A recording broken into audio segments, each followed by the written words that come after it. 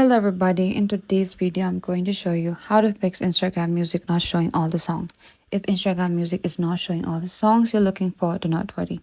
The issue is usually caused by account type restriction, regional licensing, or an outdated app version. Firstly, make sure you're using the latest version of the Instagram app. You need to open your app store and you need to search for the Instagram and select Instagram.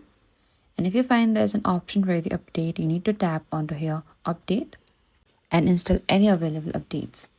And after that, you need to open your Instagram app and go to your profile icon in the bottom right and select three-line icon in the top right. So over here, scroll a bit down, and what you need to do is you need to select account type and tools here. And if you're using a business account, consider switching to a personal or create account and check if more songs become available. And if you're already using a personal or create account, try logging out of Instagram. Simply scroll all the way to the bottom and simply select log out and log in again. And that is it. That's how you can fix Instagram Music not showing all the song.